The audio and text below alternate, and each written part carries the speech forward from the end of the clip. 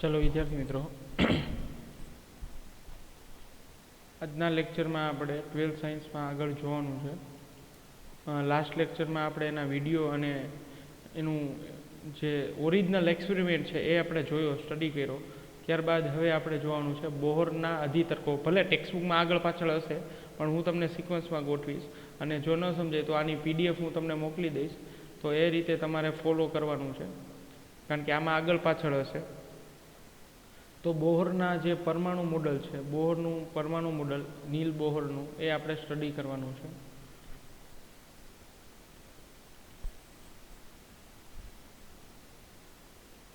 જે માન્ય પણ રાખવામાં આવેલું છે. નીલ બોહરનું પરમાણુ મોડલ છે એ વિદ્યાર્થી મિત્રો માન્ય રાખવામાં આવેલું છે. તો જોઈએ શું કહે છે નીલ બોહરનું પરમાણુ મોડલ.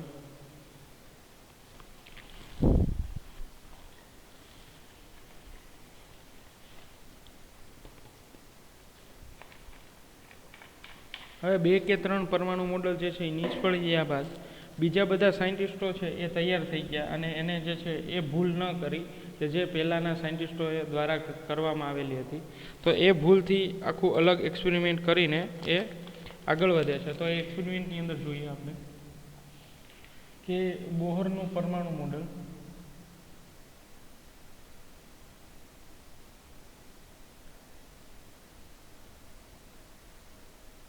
તો વિદ્યાર્થી મિત્રો, નીલ બોહર દ્વારા જે પરમાણુ મોડલ આપવામાં આવેલું હતું એ આ રીતે કંઈક છે કે આ એટોમિક મોડલ છે. આ ન્યુક્લિયસની અંદર રહેલા પ્રોટોન અને ન્યુટ્રોન છે, અને ત્યાંથી આર ત્રિજ્યા છે એની, અને અહીંયા રહેલો એક કોઈ ઇલેક્ટ્રોન છે એ પરિભ્રમણ કરે છે.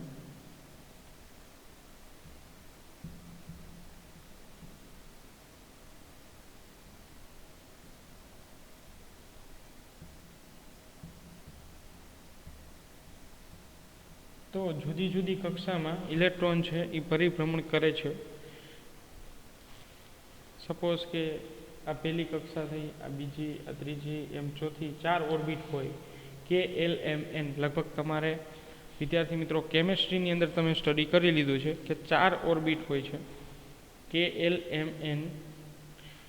તો આ રીતે ઓર્બિટની અંદર ઇલેક્ટ્રોન છે એ રિવોલ્વિંગ થતા હોય છે, પરિભ્રમણ કરતા હોય છે ન્યુક્લિયસમાં.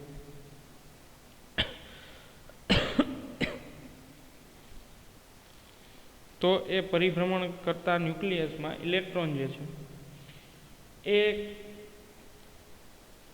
કેવી રીતે ગોઠવાયેલા હોય છે, કઈ કક્ષામાં હોય છે, પછી એનું જે સ્ટેબિલિટી, જે અત્યાર સુધી બધા પરમાણુ મોડલ ફેલ ગયા હતા સ્ટેબિલિટીના પ્રશ્નોના કારણે, તો આનું સ્ટેબિલિટી, ઇલેક્ટ્રોન જે છે એ સ્થિરતા ધરાવે છે કે નહીં, એ પ્રશ્નો, બધા પ્રશ્નોમાંથી જે છે નીલ બોહર એ પાસ થઈ ગયા છે, અને એનું પરમાણુ મોડલ છે એ માન્ય રાખવામાં આવેલું છે.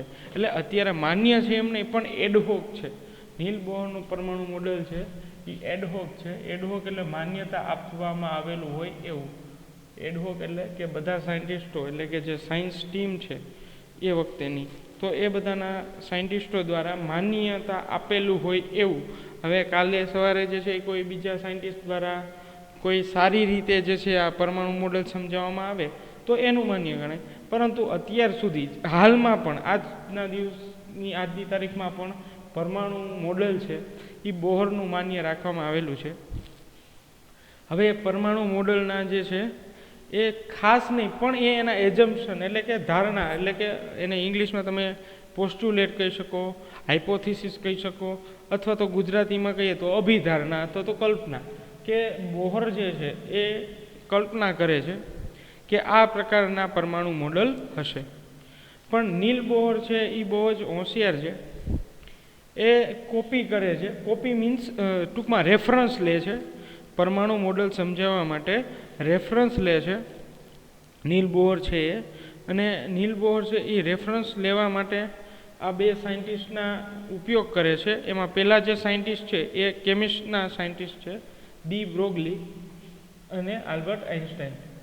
તો ડી બ્રોગલી, તો આ ડી બ્રોગલી છે એ તમે કેમિસ્ટ્રીમાં જોયું હશે, ડી બ્રોગલી વેવલેન્થ પણ આવે છે, લેમ્બડા બરાબર H/mv. રાઈટ વિદ્યાર્થી મિત્રો. એચ લેમડા બરાબર H/mv, અને લેમડા જે છે એ ડી બ્રોગલી વેવલેન્થ એટલે કે ડી બ્રોગલી તરંગ લંબાઈ પણ કહેવામાં આવે છે. ચલો સમજાય વિદ્યાર્થી મિત્રો એટલું.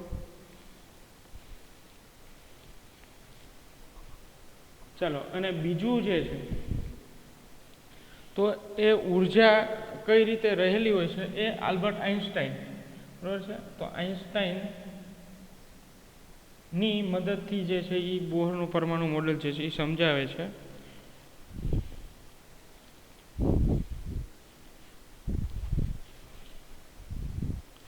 તો આટલું જે છે એ બે વસ્તુના રેફરન્સ થ્રુ સમજાય છે. એટલે પોતાનું કોઈ વસ્તુ ઇનોવેશન નથી, બટ આ બેના રેફરન્સ દ્વારા સમજાવે છે કે પરમાણુ મોડેલ જે છે એ આવા પ્રકારનું કંઈક હોઈ શકે છે. એમાં બે અધિતર્ક એટલે બોહર પરમાણુ મોડેલના બે અધિતર્ક છે. બોહર પરમાણુ મોડેલ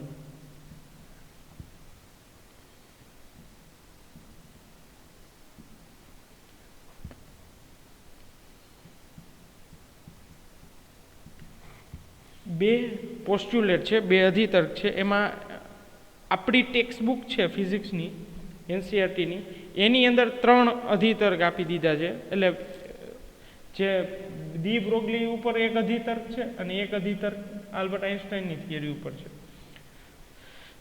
તો એમાં જે ડી બ્રોગલીનું અધિતર્ક છે ને વિદ્યાર્થી મિત્રો, એની કોપી એની જે છે ને એમાં થોડો એવો ફેરફાર કરીને આપેલું છે.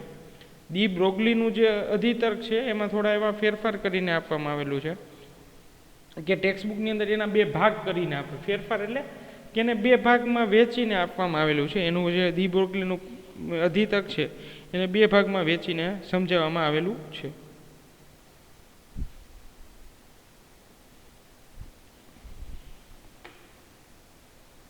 તો જોઈએ આપણે કે એ અધિતર્ક છે એ શું છે. તો આપણે વિદ્યાર્થી મિત્રો ટેક્સ્ટ બુક પ્રમાણે જ કામ કરશું. 2 ને બદલે 3 અધિતર્ક લખશું. છે એક જ, પણ એકના 2 ભાગ કરી દીધા છે, પણ ટેક્સ્ટ બુક પ્રમાણે ચાલીએ. ચાલો, તો અધિતર્ક પહેલો અધિતર્ક, તો ફર્સ્ટ પોસ્ટ્યુલેટ એનો શું કહે છે, તો કે યંત્રશાસ્ત્ર મુજબ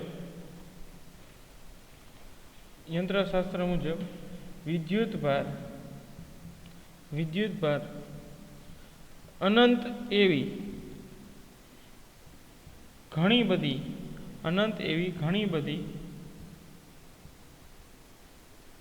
કક્ષાઓમાંથી યંત્રશાસ્ત્ર મુજબ વિદ્યુતભાર એટલે કે ઇલેક્ટ્રોન, અહીંયા લખી નાખીએ આપણે ઇલેક્ટ્રોન, યંત્રશાસ્ત્ર અનુસાર અથવા તો મુજબ વિદ્યુતભાર અનંત એવી ઘણી બધી કક્ષાઓમાંથી ફક્ત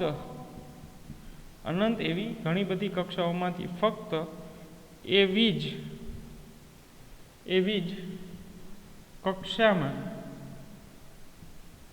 પરિભ્રમણ કરે છે કે જેનો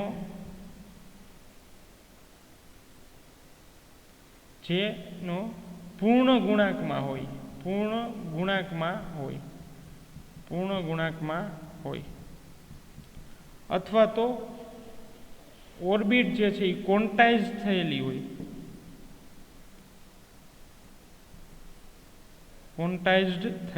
હોય એવી જ કક્ષામાં ગતિ કરે છે. ક્વોન્ટાઇઝ થયેલી હોય એવી જ કક્ષામાં ઇલેક્ટ્રોન ગતિ કરે છે. તો પેલો જે હાઇપોથિસિસ છે બોહરનો એવું કહે છે કે અનંત એવી ઘણી બધી કક્ષાઓમાંથી વિદ્યુતભાર ફક્ત એવી જ કક્ષાઓમાં ગતિ કરે છે કે જેમનો જે એવી કક્ષામાં પરિભ્રમણ કરે છે કે જે પૂર્ણ ગુણાંકમાં હોય, એટલે કે ક્વોન્ટાઇઝ થયેલી હોય. ચલો સમજાય છે. ઇલેક્ટ્રોન ઘણી બધી કક્ષાઓમાંથી એવી જ કક્ષામાં પરિભ્રમણ કરે છે કે જે પૂર્ણ ગુણાંકમાં હોય. રેડી છે? તો આ એવું સમજાવવાનું કે છે કે ઇલેક્ટ્રોન જે પરિભ્રમણ કરતો એ કક્ષા ક્યારેય અપૂર્ણાંકમાં ન હોય, અથવા તો આવી રીતે ન હોય 0.532 આ કક્ષા ન હોય. એ n પ્રાકૃતિક સંખ્યા ઉપર કામ કરે, 1 2 3 4 અપ ટુ n સુધી. ચલો, તો એ કાં તો પહેલી કક્ષામાં પરિભ્રમણ કરતો હશે ઇલેક્ટ્રોન, કાં તો બીજી કક્ષામાં, આઈધર થર્ડ, આઈધર ફોર્થ, અથવા તો અનંત કક્ષામાંથી. તો ટૂંકમાં પેલો એનો જે અધિતર્ક છે એવું કહે છે કે ઇલેક્ટ્રોન ક્વોન્ટાઇઝ થયેલો હોય છે. જેમ આપણે વિદ્યુત ભાર ચેપ્ટરમાં ક્યુ બરાબર એની જોયું હતું કે વિદ્યુત ભાર ક્યારે અડધો કે અપૂર્ણાંકમાં નથી હોતો, આખો જ હોય છે. ટ્રાન્સફર થાય તો એ આખા જ હોય છે કે એક ઇલેક્ટ્રોન આમાં ટ્રાન્સફર થયો, બે ઇલેક્ટ્રોન આ ધાતુમાં ટ્રાન્સફર થયા, એ આપણે જોઈ લીધું છે, સ્ટડી કરી લીધું છે. એટલે ક્વોન્ટાઇઝ તમને ખબર છે, ક્વોન્ટાઇઝનો મિનિંગ થાય પૂર્ણ સંખ્યા. ક્વોન્ટાઇઝનો મિનિંગ શું થાય વિદ્યાર્થી મિત્રો? પૂર્ણ સંખ્યા. તો ઇલેક્ટ્રોન છે એ હંમેશા પૂર્ણ સંખ્યામાં જ જોવા મળે છે. એટલે એવી જ કક્ષામાં ગતિ કરે છે કે જે પૂર્ણ સંખ્યામાં હોય. ચલો, ઓલરાઈટ, સમજાય છે બધાને વિદ્યાર્થી મિત્રો?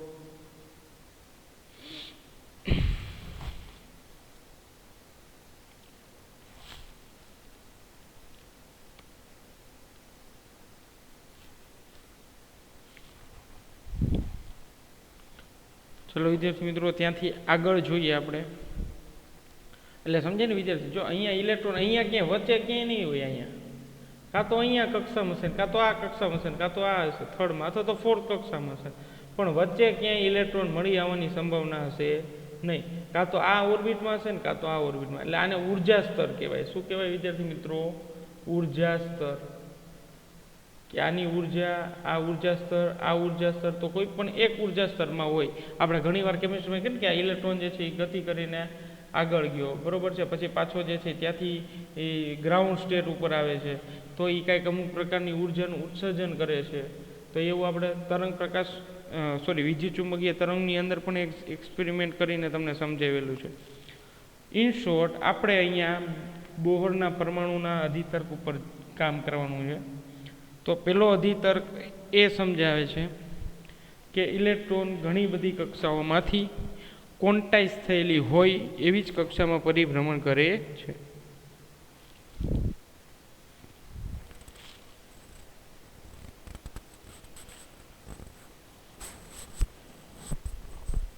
ચલો, આ સમજાઈ ગયું હોય વિદ્યાર્થી મિત્રો? તો આના પછી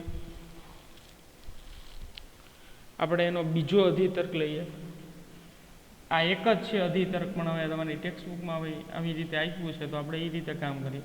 તો બોહરનો બીજો અધિતર્ક.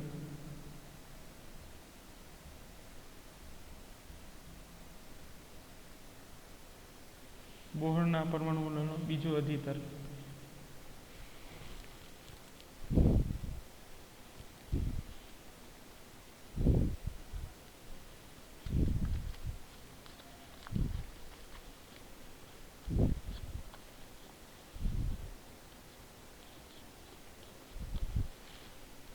ચલો, તો બીજો અધિતર્ક શું દર્શાવે છે?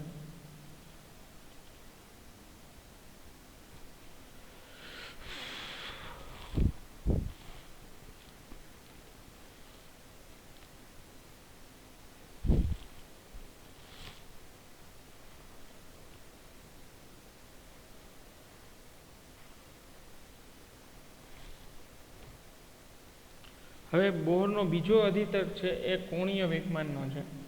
તો હવે આપણે જોઈએ બીજો અધિતર્ક. કે બીજો અધિતર્ક એવું સમજાય છે કે ઇલેક્ટ્રોન જ્યારે કક્ષામાં એટલે કે ઓર્બિટમાં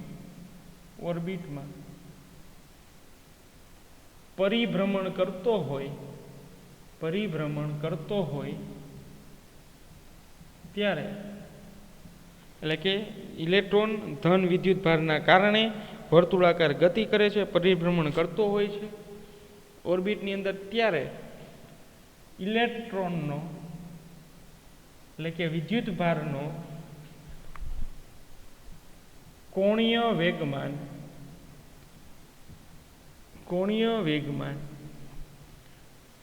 એટલે કે L, કોણીય વેગમાન એટલે કે L ઇક્વલ ટુ NH/2π જેટલો હોય છે. NH/2π જેટલો હોય છે. ચલો, સમજાય વિદ્યાર્થી મિત્રો? તો આ બોહરનો સેકન્ડ હાઇપોથિસિસ છે.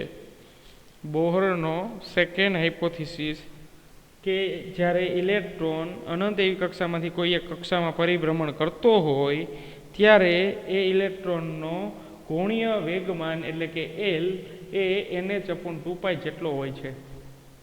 એટલે કે ઇલેક્ટ્રોનનું angular momentum equal to NH/2π. તો આ ઓલરેડી ડી બ્રોગલીએ કહી દીધું છે. ડી બ્રોગલી નામના સાયન્ટિસ્ટે આનું સ્ટેટમેન્ટ આપી દીધું છે કે ઇલેક્ટ્રોન જે છે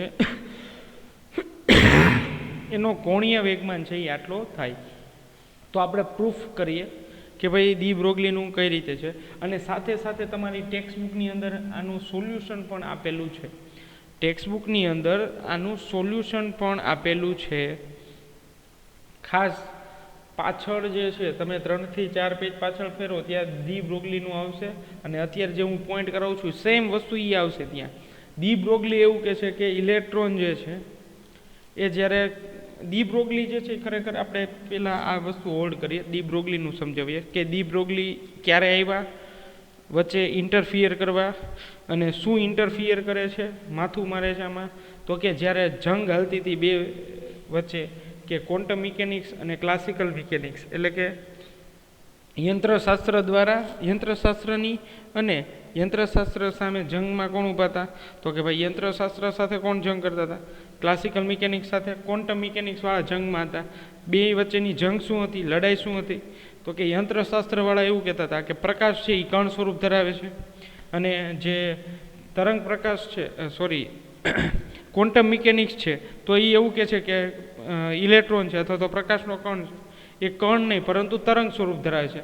તો આ જે પ્રકૃતિ છે કે એક કણ સ્વરૂપ કે છે, એક તરંગ સ્વરૂપ કે છે. તો ડી બ્રોગલી અહીંયા બેને ભેગા કરી દે છે, સમાધાન કરાવે છે બંનેનું, અને બંનેની વાત માન્ય રાખે છે, અને એવું કહે છે કે કણ ઇલેક્ટ્રોન છે એ કણ સ્વરૂપ ધરાવે છે, પણ જ્યારે ઓર્બિટની અંદર ગતિ કરે છે તો એ તરંગ સ્વરૂપની હોય છે. તો આ ધન ન્યુક્લિયસ કે પોઝિટિવ ન્યુક્લિયસ, એ પોઝિટિવ ન્યુક્લિયસની ફરતે ઇલેક્ટ્રોન જે છે એ છે કણ સ્વરૂપમાં, પણ એની ગતિ જે છે એ તરંગ સ્વરૂપે છે. એટલે બંનેનું જે છે એ સચવાઈ જાય છે. અને અહીંયા બંને વોર જે છે એ બેને આ રીતે માન્ય, મોડર્ન ફિઝિક્સ જે છે એ આ રીતે માને છે કે છે કણ સ્વરૂપ પણ એ તરંગ સ્વરૂપ ધરાવે છે. જ્યારે ગતિ કરતો હોય છે ત્યારે એ તરંગ સ્વરૂપમાં હોય છે. ચલો આ રીતે. તો આ જ વસ્તુ વિદ્યાર્થી મિત્રો પ્લાન્ક નામના સાયન્ટિસ્ટ દ્વારા આપવામાં હતા, પણ એને આ છેડાતું છેડા આવી રીતે આખો પરિભ્રમણ ન દર્શાવ્યું, એને વચ્ચે ગેપ રાખી દીધો. એટલે પ્લાન્કનું મોડલ જે છે એ ડી બ્રોગલી જેવું જ છે પ્લાન્કનું, પણ એ પોતે સક્સેસ ગયા નહીં. તો આ રીતે આપણે જે વાત કરીએ છીએ, હવે આ કાઢી નાખીએ કે ઇલેક્ટ્રોન છે કણ સ્વરૂપે પણ તરંગ પ્રકૃતિ ધરાવે છે. ચલો હવે આપણે આપણા જે છે એ બોહરના એટોમિક મોડલમાં પાછા આવી જાય. ડી બ્રોગલીનું કામ પૂરું. ડી બ્રોગલીનું હવે તમને સમજાઈ ગયું કે ભાઈ એનું કામ શું છે. તો કે ભાઈ એ એક પ્રકારની તરંગ લંબાઈ આપે છે કે જે ઇલેક્ટ્રોન કણ સ્વરૂપ છે તરંગ રીતે ગતિ કરે છે. તો એની તરંગ લંબાઈ મેં હમણાં લખેલી હતી અહીંયા H/mv. ચાલો હવે અહીંથી પાછું આપણે કન્ટિન્યુ કરી.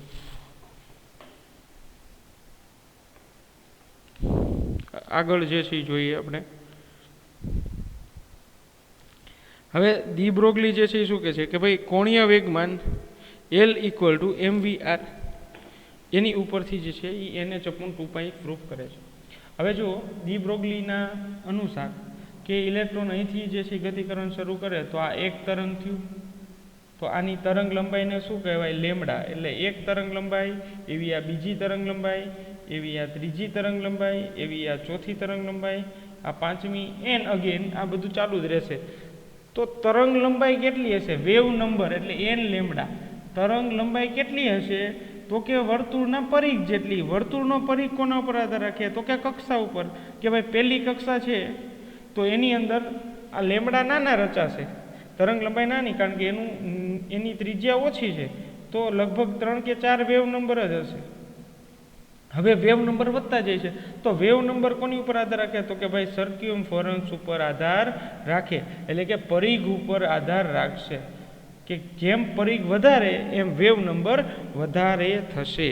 ચાલો સમજાય છે વિદ્યાર્થી મિત્રો? જેમ પરિઘ વધારે એમ વેવ નંબર વધારે થતા જશે.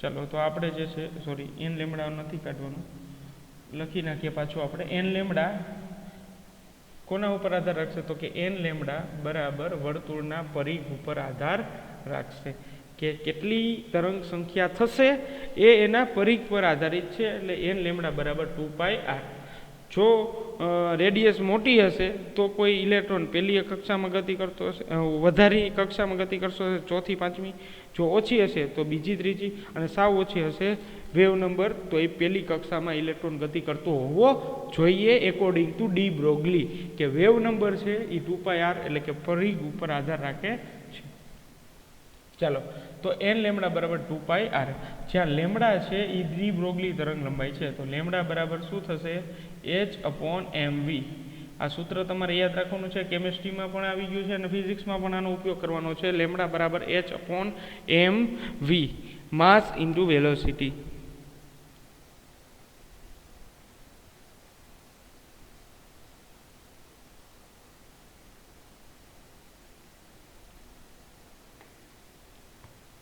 ચલો વિદ્યાર્થી મિત્રો સમજાય લેમડા બરાબર h/mv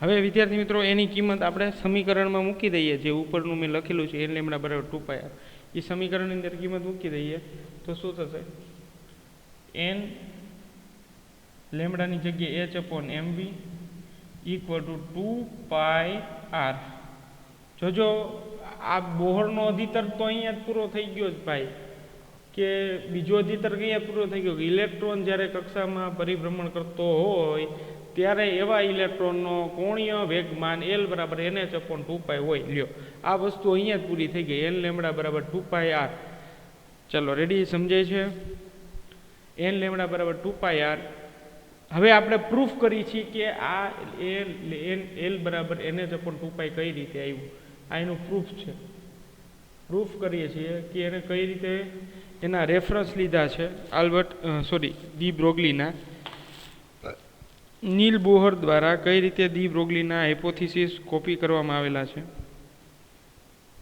જોઈએ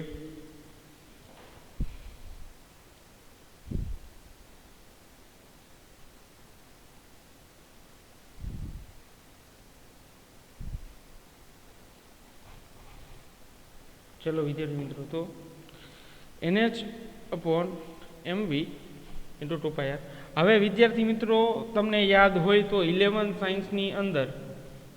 સાયન્સની અંદર ચેપ્ટર નંબર 7માં આ શબ્દ આવી ગયો છે કોણીય વેગમાન અને જો હજી ખબર ન પડતી હોય તો આપણે આજ યુટ્યુબ ચેનલની અંદર 11 પ્લેલિસ્ટની અંદર 11 સાયન્સમાં જજો 11 સાયન્સમાં 7મું ચેપ્ટર રનિંગ જ છે અત્યારે પેરેલલ તમારે જે 12મું લે તો અત્યારે 7મું ચેપ્ટર તેમાં ચાલે છે તો એમાં સાથોસાથ જોઈ લેજો એમાં હું અત્યારે હમણાં 2-3 દિવસ પહેલાં જ એંગ્યુલર મોમેન્ટમ કોણીય વેગમાન કરાવેલું છે તો કોણીય વેગમાનનું સૂત્ર થશે mvr એંગ્યુલર મોમેન્ટમનું સૂત્ર થશે mvr તો અહીંયા હવે જો mv તો છે જ આ r ને હું નીચે જવા દઉં તો ચાલો તો ત્યાં l થઈ જશે તો અહીંયા લખીએ આપણે nh/mvr થશે mvr nh/mvr ઇક્વલ ટુ ચલો r વયા ગયા તો વધ્યા શું અહીંયા 2π ચલો આરામથી જુઓ વિદ્યાર્થી મિત્રો mvr r છે એ હું નીચે લઈ ગયો તો વધ્યું શું nh/mvr ઇક્વલ ટુ 2π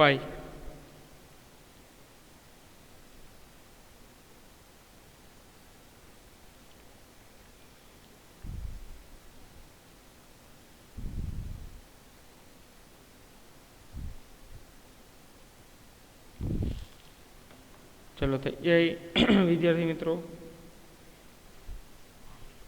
હવે જુઓ વિદ્યાર્થી મિત્રો આના બરાબર હું L લખી શકું કોણીય વેગમાન L તો જો અહીંયા આપણે આગળ વધારીએ nh/L ઇક્વલ ટુ 2π હવે હું L ને જે છે એ સબ્જેક્ટ કરીશ ચલો સબ્જેક્ટ કરીશ તો nh/ આવશે 2π ઇક્વલ ટુ થઈ ગયા L ચલો થઈ ગયા ને તો L બરાબર શું થશે nh/2π according to Bohr second hypothesis એ છે અહીંયા L બરાબર nh/2π તો આ જ વસ્તુ જે છે વિદ્યાર્થી મિત્રો યાદ રાખો તમારા ટેક્સ્ટબુકમાં છે જ પાછળ આ જ થિયરી આપેલી છે દી બ્રોગલીની, એટલે તમારે એક સાથે બે થિયરી થઈ જશે.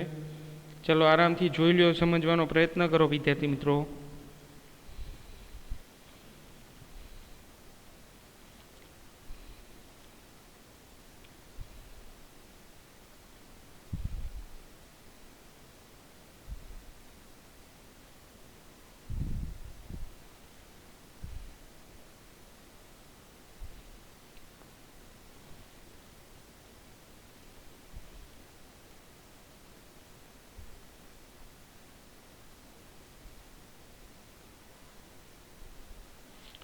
ચલો આરામથી જે છે સમજવાનો પ્રયત્ન કરો. બોહરનો બીજો અધિતર્ક છે એ દી બ્રોગલી પર જ આધારિત છે.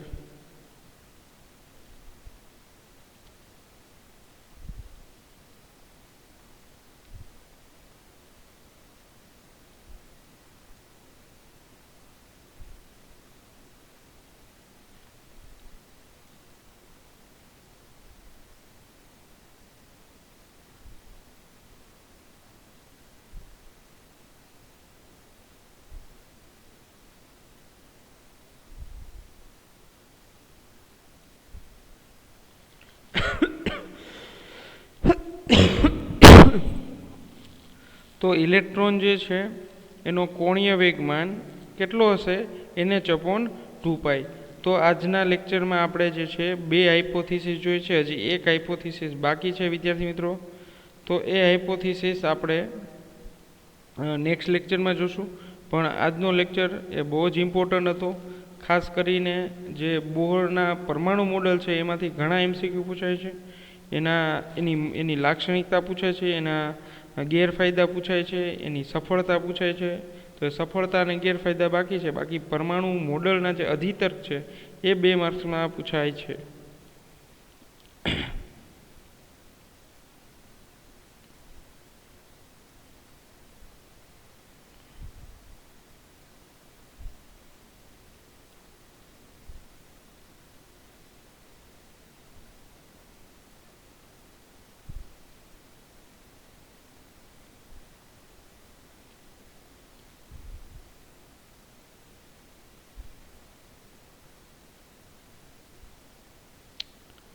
ચલો વિદ્યાર્થી મિત્રો, ત્યારબાદ હવે આપણે જે છે આ તમારે હોમવર્ક ખાસ કરવાનું છે. આ જ રીતે લખજો. તમને PDF હું મોકલાવી દઈશ કે જેથી તમને આઈડિયા આવે કે કઈ રીતે આપણે લખવાનું છે. કારણ કે ટેક્સ્ટબુકની અંદર થિયરી બહુ જ આગળ પાછળ છે.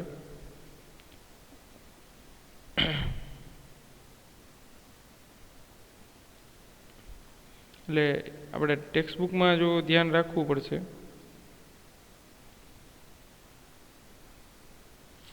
કે ટેક્સ્ટબુકમાંથી કરવામાં જે છે આવા પ્રોબ્લેમ થશે. એટલે આપણે ખાસ કરીને જે તમને PDF મોકલું એટલે એ આખા એસોટ કરેલા છે કે ભાઈ કઈ કઈ રીતે ક્વેશ્ચન પૂછાય, કયા ક્વેશ્ચનની અંદર કેટલું લખવું. તો બહુ જ સાદું અને સિમ્પલ લોજિક છે. બોહરના અધિતર્ક જે છે એના પરમાણુ મોડલ આ રીતે છે કે એક અધિતર્ક કે ઇલેક્ટ્રોન એવી અનંત કક્ષામાંથી જે ક્વોન્ટાઇઝ થયેલી ઓર્બિટ છે એની અંદર જ પરિભ્રમણ કરે છે. અને જે પરિભ્રમણ કરતો હોય ત્યારે એનો કોણીય વેગમાન L = NH/2π જેટલો થશે. ચલો વિદ્યાર્થી મિત્રો, આટલું રાખીએ. હવે આપણે જ્યારે નેક્સ્ટ લેક્ચરમાં જોશું એનો જે બીજો હાઇપોથિસિસ છે એ નેક્સ્ટ લેક્ચરથી જોશું. હવેની જે એક્ઝામ છે એની અંદર આપણે બધા ચેપ્ટર લઈ લેશું 1 to 7 એક્ઝામની અંદર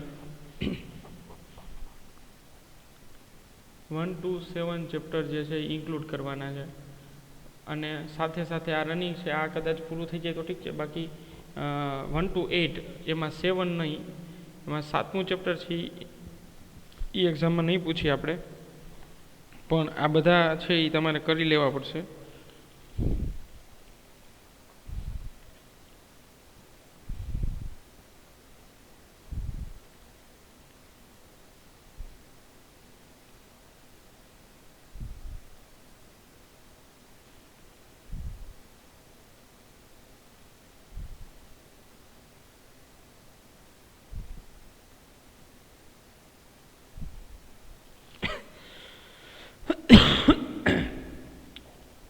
ચાલો, તો અહીંયા જે n છે એ ખાસ યાદ રાખજો. n એટલે ક્વોન્ટમ નંબર દર્શાવે છે. ક્વોન્ટમ નંબર મીન્સ કે કઈ ઓર્બિટમાં ઇલેક્ટ્રોન પરિભ્રમણ કરે છે એ 1, 2, 3, પહેલી કક્ષક, બીજી કક્ષક, ત્રીજી કક્ષક, તો એને ક્વોન્ટમ નંબર કહેવાય છે. તો એ વસ્તુ ખાસ યાદ રાખો, NH/2π. એમાં h જે છે એ ફિઝિક્સની અંદર સૌથી સ્મોલેસ્ટમાં સ્મોલેસ્ટ કોન્સ્ટન્ટ છે. h છે એ સૌથી નાનામાં નાનો અચળાંક છે, સૌથી નાનો અચળાંક. એ છે પ્લાન્ક અચળાંક. શું કહેવાય છે એને? પ્લાન્ક અચળાંક. અને પ્લાન્ક અચળાંકની વેલ્યુ છે વિદ્યાર્થી મિત્રો h = 6.62 × 10⁻³ જૂલ ઇન્ટુ સેકન્ડ. આ એનો યુનિટ છે પ્લાન્ક કોન્સ્ટન્ટનો, કે ખાસ યાદ રાખજો વિદ્યાર્થી મિત્રો. પ્લાન્ક કોન્સ્ટન્ટ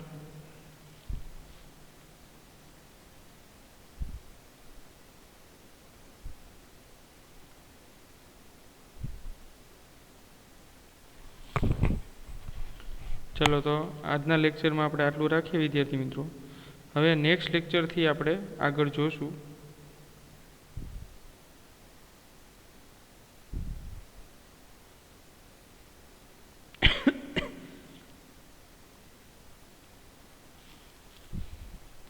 ચલો, તો હવે એક જે અધિતર્ક બાકી છે એ લઈ લેશું, અને ત્યારબાદ આપણે બોહરના અધિતર્કનો ઉપયોગ કરીને હાઇડ્રોજનની ત્રિજ્યા મેળવવાની છે.